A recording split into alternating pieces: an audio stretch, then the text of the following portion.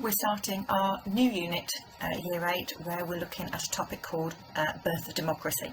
So we're looking at everything that's happened from when you did the Norman Conquest back in Year 7, okay, in 1066 with William the Conqueror, right up to modern day, and trying to look at how our system of government has changed over that time period. So we're going to start right back with William, okay, right back with 1066 and an absolute monarch. What was an absolute monarch? What power did he have? Obviously, we don't have an absolute monarch anymore, so how has the power changed during the time period? So we're going to look at how his power was reduced, look at a particularly important document, okay, that was signed, okay, in 1215.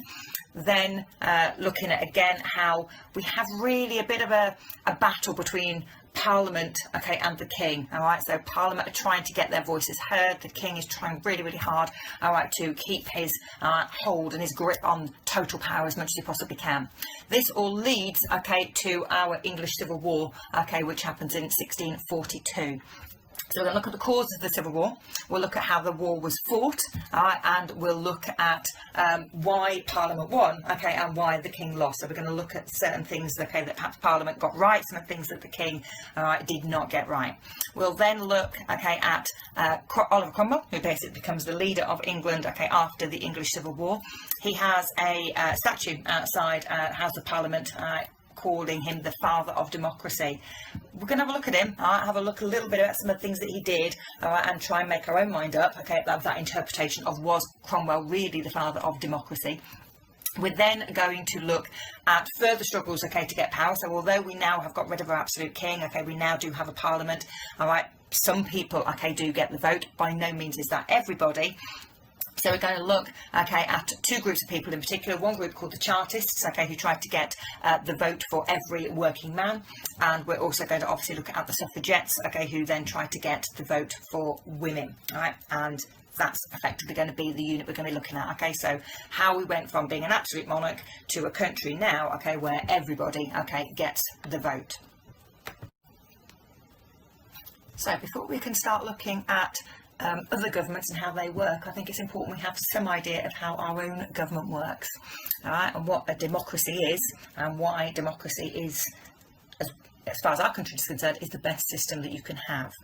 So what you're going to start off with, you've got a little quiz, all right, to start yourself off with, all right. So I'm going to ask you to run through these questions yourself, and then I will come back and I will give you the answers, okay, in a minute. So you've got, who is the current Prime Minister, which party is currently in power, which party is in opposition, who is the leader of the opposition, name one other political party, where do MPs meet, where in London are the Houses of Parliament, how often does there have to be an election, and how old you have to vote. All right, so those are the questions, and then that brings us to a picture, okay, of the House of Commons, obviously, where the Prime Minister, okay, and all the other MPs in country, okay, will meet, okay, to have votes on important issues. Sometimes you'll see a picture of the House of Lords. It's quite difficult to tell the difference. Okay, they do look pretty much identical, apart from the colour of the seats. All right, that's the House of Commons, because the seats in that one are green. You've got some election speeches, okay, that I'd like to have to look through, all right. We would normally do this, okay, in class. We'd normally do this, okay, a bit more interactively. Obviously, we can't. And I want you to read through those speeches just to get an idea of what makes people vote. Are we voting for candidates, okay, and what they actually stand for? Sometimes a vote will be made because you don't want somebody in power, so you're voting against somebody's ideas. All right, so just have a read through those election speeches. All right, these are called manifestos, okay. All governments, okay, have to write a manifesto before they come to power over what they are and are not going to do when they're in power.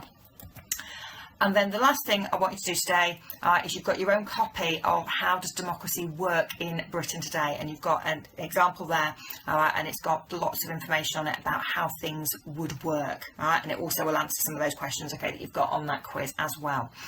What I'd like you to do is you print off your own copy, okay, of that diagram, or you can draw your own, okay, if you prefer.